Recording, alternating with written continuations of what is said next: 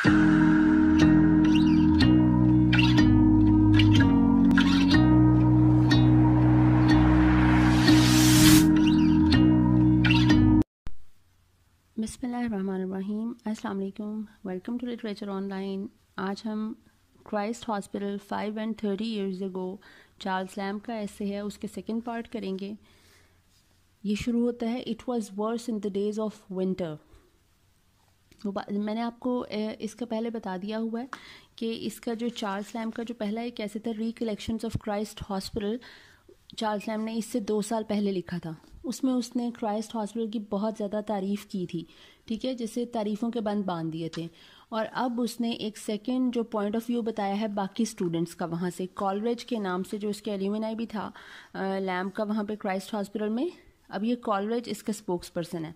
अब कॉलरेज ने एक जगह पे लैम्ब की पहले बताई थी कि लैम्ब का वहाँ का एक्सपीरियंस कैसा रहा और क्यों लैम्ब का एक्सपीरियंस इतना अच्छा रहा, और अब वो बात अपने बारे में कर रहा है। पहले उसने फर्स्ट पार्ट मैंने आपको बताया कि गर्मियों का जो हाल उसने बताया कि गर्मियों में क्या होता था, अब वो विंटर्स की बात कर रहा है। वो कह रहा है it was worse in the days of winter, कि सर्दियों में हमारा जो हाल था वो इससे भी बदतर हुआ करता था। To go prowling about the streets objectless, shivering at cold windows of print shops to extract a little amusement.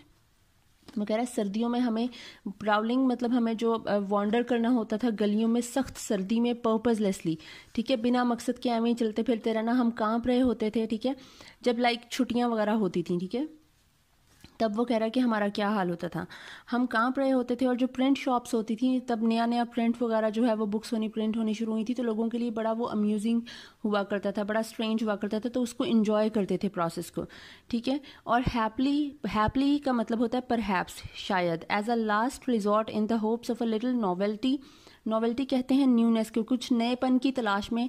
To pay a 50 times repeated visit where our individual faces should be as well known to the warden as those of his own charges. To the lions in the tower, to whose levy by courtesy immemorial we had a perspective title to admission। जो वहाँ का warden होता था, ये Lions in the tower जो है, ये जो टावर था, टावर ऑफ लंदन, वहाँ पे लायंस रखे गए थे to be for public exhibition, ठीक है। तो वो कह रहा है कि हम लोग पहले तो प्रिंट शॉप्स के इर्द गिर्द सर्दियों में कांपते ठिठुरते फिरते रहते थे, या फिर हम लोग फिर क्या करते थे, हम कहते थे शायद कुछ आज नया हो जाए, आज कुछ लाइक उनकी ज़िंदगी जो है बहुत ज़्यादा मोनोटोनस हो गई थी, बहुत ही ज़्यादा एक किस्म की रुक सी गई थी, कुछ नयापन था ही नहीं उनकी लाइफ में, ठीक है। तो वो कहते हैं क्योंकि 50वीं दफ़ा हम लोग विजिट करने गए थे टावर ऑफ लंदन में, जहाँ पे शेर रखे गए थे, और वहाँ का जो वार्डन था वो हमसे हमारे चेहरों से इंडिविजुअली तौर पे बहुत ज़्यादा वाकिफ़ हो गया था, और हमें वहाँ पे मतलब आने जाने की मुकम्मल इजाज़त थी, ठीक है, उस वार्डन के थ्रू, के इन बेचारों ने और कहीं क्या जाना, यहीं पे आ जाके चक्कर लगा के चले जाते हैं, ठीक है। Lamb's governor, so we called the patron who presented us to the foundation, lived in a manner under his paternal roof। जो लैम्ब का जो गवर्नर था वो वहाँ पे उस क्राइस्ट हॉस्पिटल में इस तरह से रहा करता था। वो कहते नहीं ऐसे रह रहा है जिस तरह इसके बाप की जायदाद है ये, ठीक है, बाप का घर है, तो वो इतने मतलब शानो शौकत से और इतने उसको ईज दी गई थी वहाँ पे, ठीक है, ऐसे रहता था। Any complaint which he had to make was sure of being attended to। मतलब लैम्ब की जितनी भी कंप्लेंट्स हुआ करती थी, अगर कोई भी उसे इशू होता था तो उस इशू को रिजॉल्व करना तो मस्ट हो जाता था, कंपलसरी हो जाता था कि उसको तो करना ही करना है। This was understood at Christ and was an ineffectual screen to him against the severity of masters or worse tyranny of the monitors. वो कह रहा है ये जो बात है ये क्राइस्ट हॉस्पिटल में अंडरस्टूड थी कि लैम्ब को मतलब कोई भी हार्म नहीं कर सकता है, इसीलिए ये एक इफेक्चुअल प्रोटेक्शन थी। इफेक्चुअल स्क्रीन का मतलब है ये एक प्रोटेक्टेड लेयर थी लैम्ब के इर्द गिर्द उस गवर्नर की वजह से, कि वो जो सेवेरिटी जो है, वो जो हार्शनेस थी उसके मास्टर्स की, चाहे वो टीचर्स की हुआ होती या फिर वो जो है वो उसके सीनियर्स की होती, ठीक है, या फिर क्रुएल्टी ऑफ द मॉनिटर्स, वो उन दोनों से महफूज था लैम्ब, सिर्फ इसी वजह से क्योंकि गवर्नर उसका जानने वाला था, ठीक है, फैमिली फ्रेंड था। The operations of these young brutes are heart sickening to call to recollection. वो कह रहा है ये जो यंग ब्रूट्स थे ना, जो मॉनिटर्स थे इन लोगों के कॉलरेज के, वो कह रहा है ये इतने ज़्यादा बुरे थे, इतने क्रूअल थे, इतने हार्टलेस थे कि मैं अब उन चीज़ों को याद भी करता हूँ तो मेरा दिल दुखता है। मतलब उसका एक्सपीरियंस इस हद तक बुरा रहा है। अब वो आगे बताएगा क्यों इस हद तक बुरा है। कहता है, I have been called out of my bed and waked for the purpose in the coldest winter nights, and this not once but night after night, in my shirt to receive the discipline of a leathern thong with 11 other sufferers, because it pleased my fellow overseers. ठीक है, वो कह रहा है रात के वक्त मुझे और मेरे जैसे 11 और बच्चों को उठाया जाता था सर्दियों की रातों में, जब हमने सिर्फ शर्ट पहनी होती थी, हम सोए हुए होते थे, हमें सोए हुओं को उठाया जाता था। क्यों? इसलिए क्योंकि इनके जो मॉनिटर्स, ओवरसीयर कहते हैं मॉनिटर को और कालो कहते हैं यंग को, इनके जो यंग मॉनिटर्स थे उनको मज़ा आता था इनको सजा देने में। डिसिप्लिन का मतलब है इनको सजा दी जाती थी लेदर थॉन्ग, लेदर के विप से, वो कहते हैं ना चमड़े का जो वो होता है, ठीक है, तो उससे इनको सजा दी जाती थी। जो विप मतलब इनको कोड़े लगाए जाते थे, मतलब उनकी सिर्फ मजे के लिए वो इनको तकलीफ दिया करते थे, सेडिस्ट थे। ठीक है, when there has been any talking heard after we were gone to bed to make the 6 last beds in the dormitory where the youngest children of us slept, answerable for an offense they neither dared to commit nor had the power to hinder. वो कह रहे हैं हमें बिला वजह उठा दिया जाता था जब हम डॉर्मेट्री में जाते थे, लाइक बेड सेट। डॉर्मेट्री कहते हैं जहाँ पे आप कह लें किस्म का बोर्डिंग स्कूल, जहाँ पे ये कॉन्वेंट वगैरह होता है, जहाँ पे बच्चों के सोने के लिए जगह बना दी जाती है। ठीक है, डॉर्मेट्री उसे कहते हैं।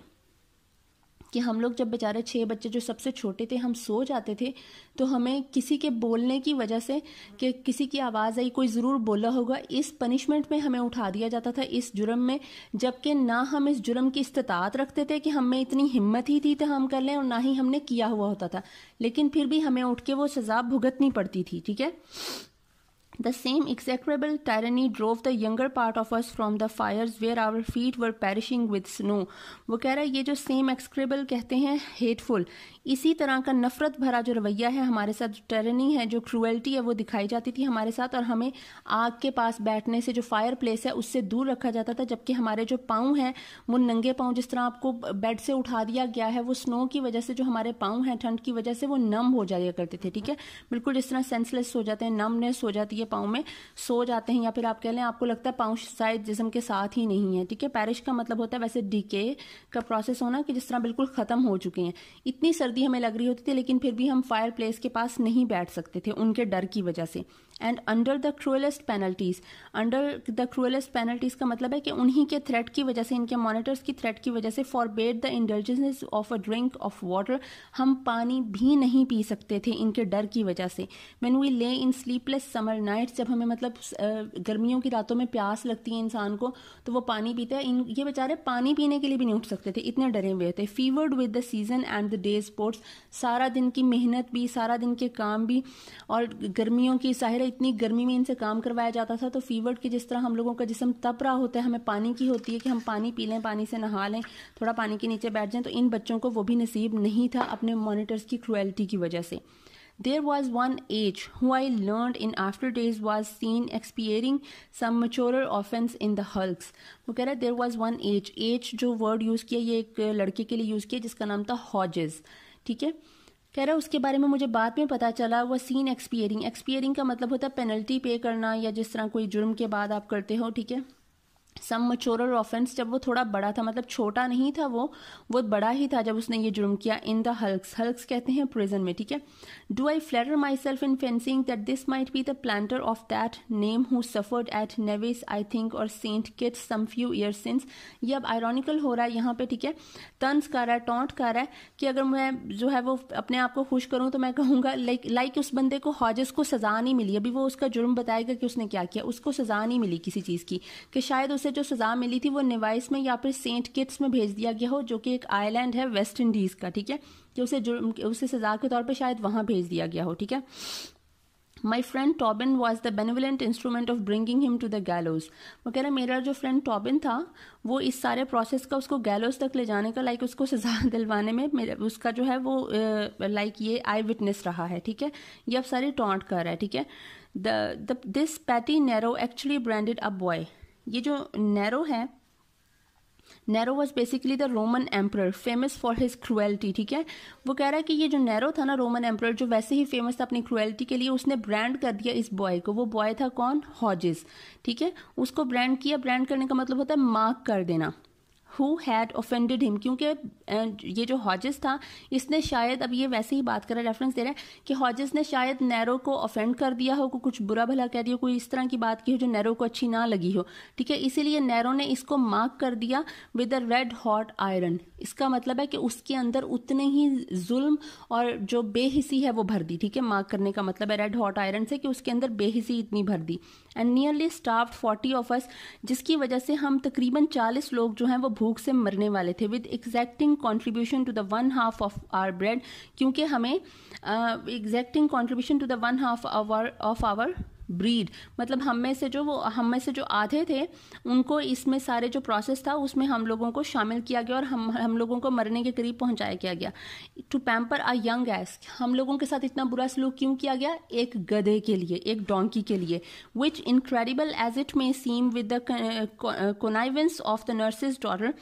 कॉनाइवेंस का मतलब होता है कॉन्स्पायरिंग, ठीक है, कॉन्स्पिरेसी, कि हॉजेस जो है वो ये जो गधा लेकर आया था कॉन्वेंट में, वो लेकर आया क्राइस्ट हॉस्पिटल में नर्स की बेटी जो यंग फ्लेम ऑफिस, जिसके साथ इसका थोड़ा शायद अफेयर चल रहा था, उसके साथ इसने एक कॉन्स्पिरेसी की और इस डोंकी को ये कॉन्वेंट में ले आया डॉर्मिटरी में। ही हैड कॉन्ट्राइव्ड टू स्मगल इन, उस डोंकी को ये एमी मजाक में अंदर ले आया। And keep upon the leads of the ward, ward कहते हैं जहाँ पे सुलाया जाता है, मतलब जो डॉर्मेटरी थी जिसमें ये सारे बच्चे सोया करते थे, लेड्स कहते हैं कि उसकी जो सीलिंग थी वो लेड की बनी हुई थी, ठीक है, तो वहां पे ये ले आया अंदर, मतलब जहां इन बेचारों ने सोना था वो वहीं पर डोंकी भी ले आया। As they called our dormitories, जिसको हम डॉर्मेटरीज कहा करते थे, वहां पे वो डोंकी ले आया हमारे साथ। This game went on for better than a week, वो कह रहा है तकरीबन एक हफ्ते से ज्यादा ये सारा गेम चलता रहा। Till the foolish beast not able to fare well but he must cry roast meet.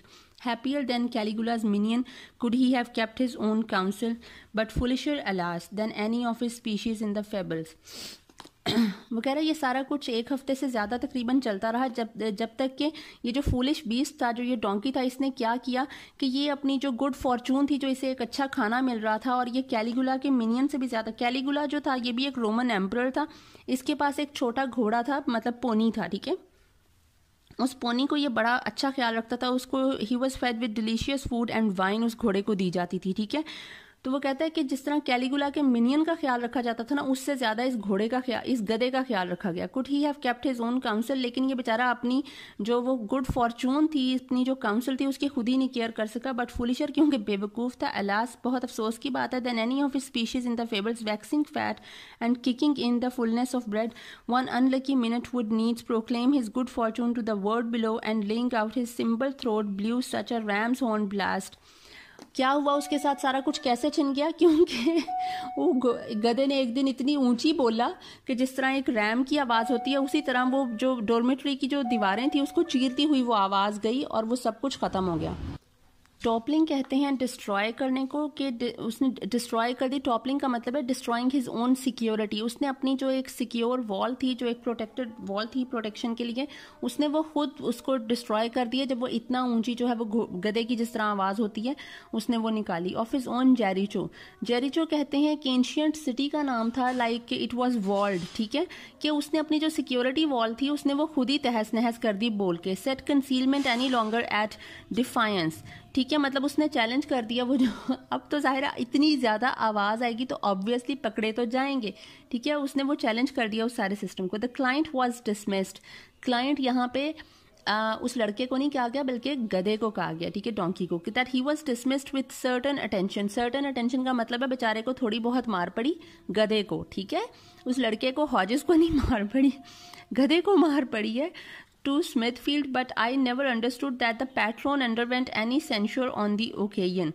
वो कह रहा है लेकिन जो पैट्रोन था, मतलब जो हॉजेस था, उसको कभी मार नहीं पड़ी, ठीक है, कि उसको कभी भी कोई स्कोल्डिंग नहीं हुई, कभी उसको इस चीज़ की पनिशमेंट नहीं मिली। This was in the stewardship of Lamb's admired Perry, क्योंकि वो जो हॉजेस था वो बिलोंग करता था, लाइक जो लैम्प को जिस तरह से फैसिलिटेट किया गया था, ठीक है, उसी तरह से इस बच्चे को भी ये स्टेवर्डशिप कहते हैं रैंक को।